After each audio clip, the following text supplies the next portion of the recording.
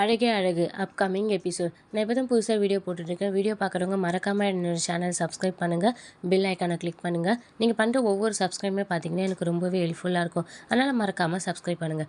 Video இன்ட்ரெஸ்டிங்காக இருக்கணும்னு சொல்லிட்டு நடுவில் ஒரு விடுகதை கேட்டிருப்பேன். அந்த விடுகதையை பார்த்தோன்னே யார் ஆன்சர் கண்டுபிடிச்சிங்கன்னு கமெண்ட் பண்ணுங்கள். ஆன்சர் தெரியாதவங்க வீடியோ கடைசியில் பார்த்து தெரிஞ்சுக்கோங்க. எடுத்தோடனே மலரையும் மதியம் காமிக்கிறாங்க. மலரும் மதியம் பார்த்தீங்கன்னா சாப்பிட்டுட்டு இருக்காங்க. அந்த சமயம் பார்த்தீங்கன்னா ரேவதிக்கு வாய்ஸ் நோட் அனுப்புகிறாங்க. மதியோட சமையல் எப்படி இருக்கணும்னு தெரிஞ்சுக்கணும்னு நினச்சினா எங்களுக்கு கால் பண்ணு அப்படின்னு சொல்லி வாய்ஸ் நோட் அனுப்புகிறாங்க. அவங்க அனுப்பிச்ச அடுத்த செகண்டே பார்த்தீங்கன்னா ரேவதி ஃபோன் பண்ணுறாங்க. என்ன ரேவதி ரொம்ப ஆர்வமாக இருந்த போல் அப்படின்னு சொல்லி கேட்குறாங்க. ஆமாம், மதி முதல் முறையாக சமைச்சிருக்கால, என்ன அங்கே என்ன தான் நிலமா அப்படின்னு சொல்லி கேட்குறாங்க. உடனே மதி பார்த்தீங்கன்னா தோல்வி தான், வேறு என்ன நடக்கும் அப்படின்னு சொல்கிறாங்க. ஏன் ஓரளவுக்கு நல்லா சமைப்பேன் தானே சொன்னேன், ஏன் அந்தளவுக்கு மோசமாக இருந்துச்சு அப்படின்னு சொல்கிறாங்க. உடனே மலர் பார்த்தீங்கன்னா அந்த அளவுக்குலாம் ஒன்றும் மோசமாக இல்லை ரேவதி, நானும் மதியம் இப்போ அதை தான் சாப்பிட்டுட்ருக்கோம், நல்லா தான் இருக்குது. ஆனாலும் உங்கள் அம்மாவும் அப்பாவும் நல்லா இல்லை, உங்கள் தம்பியும் நல்லா இல்லைன்னு சொல்லிட்டாரு அப்படின்னு சொல்கிறாங்க. நீங்கள் செய்கிற அளவுக்கு வெரைட்டியாக செஞ்சுருக்க மாட்டாங்களா அப்படின்னு சொல்கிறாங்க. நான் செஞ்ச அளவுக்கு வெரைட்டியாக நிறைய செய்யலை தான், ஆனால் அவள் செஞ்சுருக்கிறது வரைக்கும் நல்லா தான் செஞ்சுருக்கா, சாப்பிட்ற அளவுக்கு தான் இருக்குது அப்படின்னு சொல்லி மலர் சொல்கிறாங்க. மதிய சாப்பாடை சாப்பிட்டதுக்கப்புறம் தான் மலரோட சாப்பாடு அவங்களுக்கு நல்லா இருக்கு போல். என் சாப்பாடு நல்லா தான் இருக்கும், அது அவங்களுக்குமே தெரியும், இது வரைக்கும் நல்லா இருக்குன்னு ஒரு வார்த்தை சொன்னதில்லை அப்படின்னு சொல்லி மலர் சொல்கிறாங்க. அப்போ அதை நீங்கள் கேட்க வேண்டியது தானே அப்படின்னு சொல்லி ரேவதி சொல்கிறாங்க. கேட்டேனே, இவ்வளோ நாள் நான் சமைக்கும்போது என் சாப்பாடு நல்லா இருக்குன்னு ஒரு வாட்டியாவது சொல்லியிருக்கீங்களா அப்படின்னு சொல்லி கேட்டேனே அப்படின்னு சொல்கிறாங்க. என்ன நீ சொல்கிறீங்க, கேட்டிங்களா அப்படின்னு சொல்லி கேட்குறாங்க.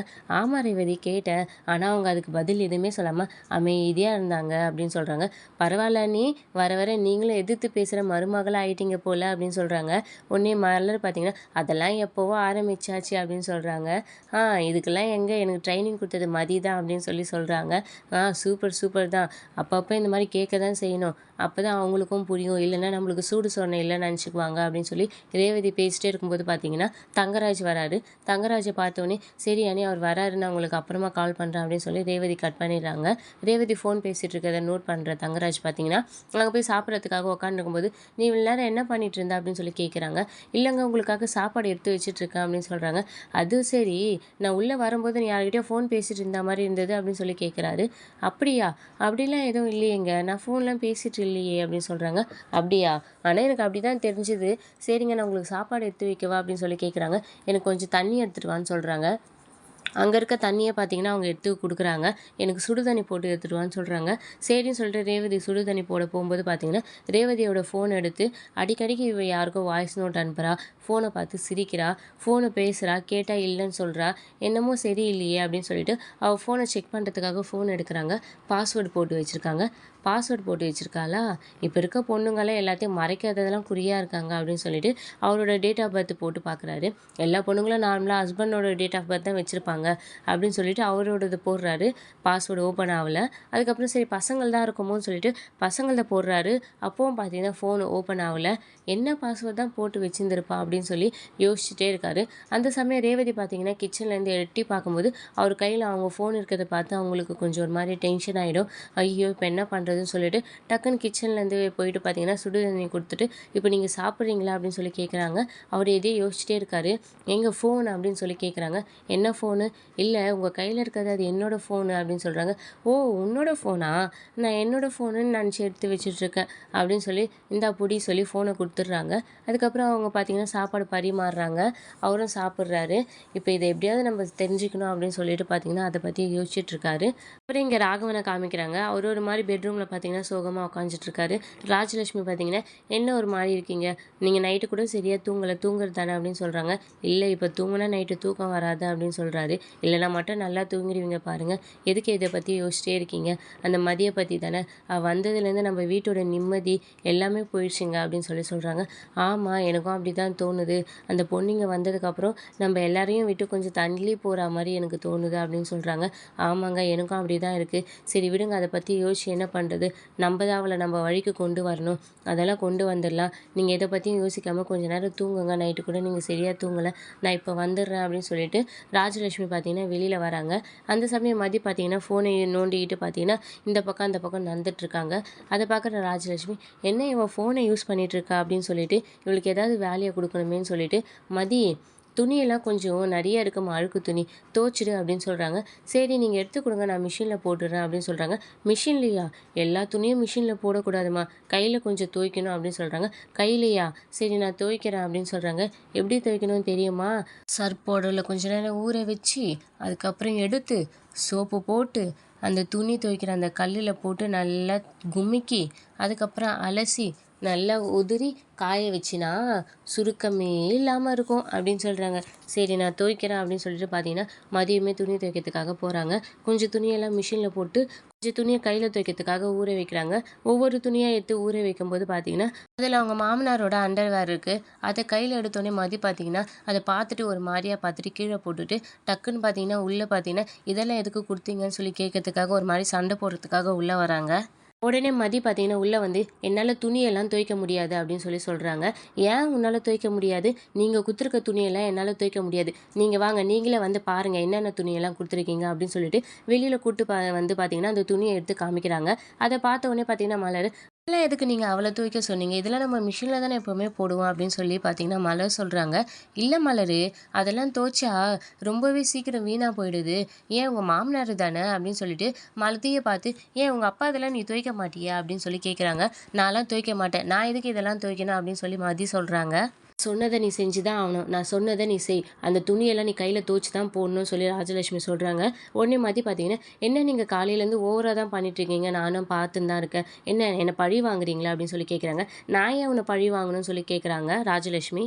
உங்கள் பையனை நான் அடித்ததை மனசில் வச்சுட்டு ஒவ்வொன்றா நீங்கள் காலையிலேருந்து எனக்கு வேலை சொல்லிகிட்ருக்கீங்க. சரி நானும் போட்டும் செஞ்சுட்டு இருந்தா இப்போ நீங்கள் எல்லையை மீறி போயிட்டுருக்கீங்க, என்னாலாம் துவைக்க முடியாது அப்படின்னு சொல்கிறாங்க. ராஜலட்சுமி பார்த்தீங்கன்னா நீ துவைச்சி தான் ஆகணும், உன்னால் துவைக்க முடியுமா முடியாதா அப்படின்னு சொல்லி கேட்குறாங்க.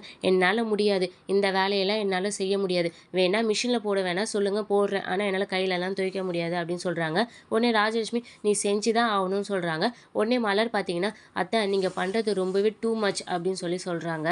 மாமாவோட அண்டர்வேர்லாம் மதிய துவைக்க சொல்கிறது ரொம்பவே டூ மச், நீங்கள் ரொம்பவே ஓவராக தான் பண்ணிட்டு போகிறீங்க அப்படின்னு சொல்லி மலர் சொல்கிறாங்க.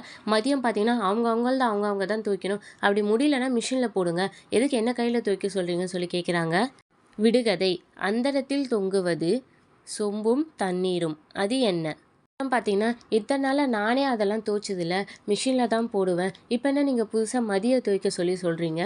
ஏன் என் வீட்டுக்காரே அவரோட பனியனும் அன்றவரும் அவரே தான் துவைச்சி போடுவார், இது வரைக்கும் நம்ம யாருமே யாரோடதையும் துவைச்சதில்ல, துவைக்கலன்னா அப்படி மிஷினில் தான் போடுவோம், நீங்கள் என்னடா மதிய போய் மாமாவோட அண்டர்வேரை துவைக்க சொல்கிறீங்க அப்படின்னு சொல்லி மலர் பார்த்தீங்கன்னா ராஜலட்சுமி கேள்வி கேட்குறாங்க. உடனே மலர் பார்த்தீங்கன்னா தப்பு அத்தை, நீங்கள் பண்ணுறது ரொம்ப பெரிய தப்பு அப்படின்னு சொல்கிறாங்க. உடனே ராஜலட்சுமி என்ன இவளுக்கு சப்போர்ட்டா அப்படின்னு சொல்லி கேட்குறாங்க. காலையிலேருந்து நீங்கள் மதிய படுத்தி எடுத்துகிட்டு இருக்கீங்க, அதை பார்த்துட்டு சும்மா இருக்க சொல்கிறீங்களா அப்படின்னு சொல்லி மலர் கேட்குறாங்க. சும்மா இல்லாமல் என்ன அடிச்சிடுவியா அப்படின்னு சொல்லி சொல்கிறாங்க. நான் அப்படியெல்லாம் சொல்லலையே, ஆனால் நீங்கள் பண்ணுறது தப்பு இல்லை, தப்புன்னு தானே சொல்கிறேன் அப்படின்னு சொல்லி மலர் சொல்கிறாங்க. உடனே மதி பார்த்தீங்கன்னா நீங்கள் விடுங்க நான் பேசிக்கிறேன்னு சொல்கிறாங்க. நீ சும்மா இரு மலர், அதெல்லாம் நீ தூக்கி மிஷினில் போடு அப்படின்னு சொல்கிறாங்க. உடனே ராஜலட்சுமி பார்த்தீங்கன்னா மிஷினில் போட்டால் எலி கடிச்ச மாதிரி ஆகிடுது மலர் அப்படின்னு சொல்கிறாங்க. ஆனால் ஆகிட்டு போட்டோம், நீ இதெல்லாம் கையில் துவைக்காத மதின்னு சொல்கிறாங்க. மதி ஐயோ நான் துவைக்க மாட்டேன் அப்படின்னு சொல்கிறாங்க. என்ன 2 பேரும் கூட்டு சேர்ந்து என்ன இது பண்ணுறீங்களா, இந்த பிரச்சனையை நான் சும்மா விட மாட்டேன் அப்படின்னு சொல்லிட்டு ராஜலட்சுமி கோவமாக உள்ளே போகிறாங்க. போன உடனே பார்த்தீங்கன்னா பாக்யராஜ் கால் பண்ணுறாங்க. பாக்யராஜ் கால் பண்ணிட்டு டே பாக்யராஜே சீக்கிரமாக வீட்டுக்கு வாடா, உன் பொண்டாட்டியும் உன் தம்பி பொண்டாட்டியும் சேர்ந்து என்னை கொடுமைப்படுத்துறாங்கடா, என்னால் தாங்க முடியலடா, சீக்கிரம் வாடா அப்படின்னு சொல்கிறாங்க. என்னாச்சுமான்னு கேட்குறாங்க. நீ நேரில் கிளம்பி வாடா அப்படின்னு சொல்லிட்டு ஃபோனை கட் பண்ணிடுறாங்க. உடனே மலர் பார்த்தீங்கன்னா இப்போ எதுக்கு அவருக்கெலாம் ஃபோன் பண்ணிட்டுருக்கீங்க அப்படின்னு சொல்லி கேட்குறாங்க. அவனுக்கு மட்டும் இல்லை சுரேஷ்க்கும் பண்ணுவேண்டி அப்படின்னு சொல்லிட்டு சுரேஷ்க்கு ஃபோன் பண்ணிட்டு சுரேஷே நீ என்ன பண்ணுவே ஏது பண்ணுவேன்னு எனக்கு தெரியாதுப்பா, உடனே நீ வீட்டுக்கு வந்துருப்பா, உன் பொண்டாட்டியும் அண்ணியும் சேர்ந்து நீ வரத்துக்குள்ளே என்ன கொன்னாலும் கொன்றுவாங்க, அதனால கொஞ்சம் சீக்கிரமாக வாப்பா அப்படின்னு சொல்கிறாங்க. அவரும் என்னாச்சுமா அப்படின்னு சொல்லி கேட்குறாங்க. நீ வீட்டுக்கு வாப்பா முதல்ல அப்படின்னு சொல்லிட்டு ஃபோனை கட் பண்ணிடுறாங்க. டீ கிளாஸ் பிரச்சனை மாதிரி இப்போ அண்டர்வேர் பிரச்சனை, டீ கிளாஸ் பிரச்சனையே அந்த அளவுக்கு வந்து முடிஞ்சுது, இது எங்கே போய் முடிய போகுதுன்னு தெரியல. ராஜலட்சுமி பார்த்தீங்கன்னா அவங்க 2 பேரும் வரட்டும் அப்புறம் இருக்குதுடி உங்களுக்கு அப்படின்னு சொல்கிறாங்க. உடனே மலர் பார்த்தீங்கன்னா வேலை மேலே இருக்கவங்களை எதுக்கு இப்போ நீங்கள் ஃபோன் பண்ணி தொந்தரவு பண்ணுறீங்க அப்படின்னு சொல்லி கேட்குறாங்க. அப்படி தான் பண்ணுவேன், அவனுங்க வரட்டும், அவனுங்க வந்து உங்கள் 2 பேரோட கொட்டத்தையும் அடக்கட்டும் அப்படின்னு சொல்லி ராஜலட்சுமி சொல்கிறாங்க. உடனே மலர் பார்த்தீங்கன்னா, பாக்கியராஜ் கால் பண்றாங்க. "நானே உனக்கு ஃபோன் பண்ணணும்னு நெனச்சேன். அம்மா ஃபோன் பண்ணாங்க. வீட்ல என்ன பிரச்சனை?" அப்படின்னு சொல்லி கேட்குறாங்க. "அதெல்லாம் ஒரு பிரச்சனையும் இல்லங்க" அப்படின்னு சொல்றாங்க. உடனே ராஜலட்சுமி கத்துறாங்க. "ஏய்!" அப்படின்னு சொல்லி கத்துறாங்க. அம்மா கோவமா பேசிட்டு இருந்தாங்க மலரு" அப்படின்னு சொல்றாங்க. "அதெல்லாம் ஒரு பிரச்சனையும் இல்ல. நீங்க இதுக்காகலாம் வேலைய விட்டுட்டு வராதீங்க. வேலையெல்லாம் முடிச்சுட்டு வாங்க" அப்படின்னு சொல்லி சொல்றாங்க. அப்படின்னு சொல்றாங்க. "இல்ல மலரு, அம்மா" அப்படின்னு சொல்றாங்க. "அத்தைய நான் பார்த்துக்கிறேன். நீங்க வேலைய முடிச்சுட்டு வாங்க" அப்படின்னு சொல்றாங்க. அதுக்கப்புறம் மலர் பார்த்தீங்கன்னா, சுரேஷ்க்கும் கால் பண்ணி, "இங்க அந்த அளவுக்கு எந்த பிரச்சனையும் இல்ல. நீ பொறுமையா வேலையெல்லாம் முடிச்சுட்டு வா பேசிக்கலாம்" அப்படின்னு சொல்லிட்டு ஃபோன வச்சுர்றாங்க. ராஜலட்சுமி பார்த்தீங்கன்னா, "நீ என்ன மலர் பண்ணிட்டுருக்க?" அப்படின்னு சொல்லி கேட்குறாங்க. "இங்க நீங்க சொல்ற மாரி அந்த அளவுக்கு எந்த பிரச்சனையும் பெருசா இல்லையே" அப்படின்னு சொல்லி கேட்குறாங்க. "என் பேச்ச இவ மதிக்க மாட்டேன்னு சொல்றா. அது உனக்கு பிரச்சனையா தெரியலையான்னு?" சொல்றாங்க. உடனே மதி பார்த்தீங்கன்னா, "நான் உங்க பேச்ச மதிக்க மாட்டேன்னு சொல்லலையே" அப்படின்னு சொல்லி மதி சொல்றாங்க. உடனே மலர் பார்த்தீங்கன்னா, "நீ விடு மதி. அந்த துணியெல்லாம் நம்ம மிஷின்ல போட்டுக்கலாம். அப்படி கையில தான் துவச்சே ஆகணும்னா, அத்தை துவச்சுக்கிட்டும்" அப்படின்னு சொல்றாங்க. உடனே ராஜலட்சுமிக்கு கோவம் வந்துச்சு. இவ்வளோ நாள் இவ தான் ஆடிட்டு இருக்கான்னு பார்த்தா, இப்ப நீயும் அவ கூட சேர்ந்து ஆட ஆரம்பிச்சிட்டியா? இத நான் சும்மா விட மாட்டேன். அவங்க வரட்டும் உங்களுக்கு இருக்கு அப்படின்னு சொல்லிட்டு கோவமா உள்ள போயிடுறாங்க. சிறுகதையின் விடை இளநீர்.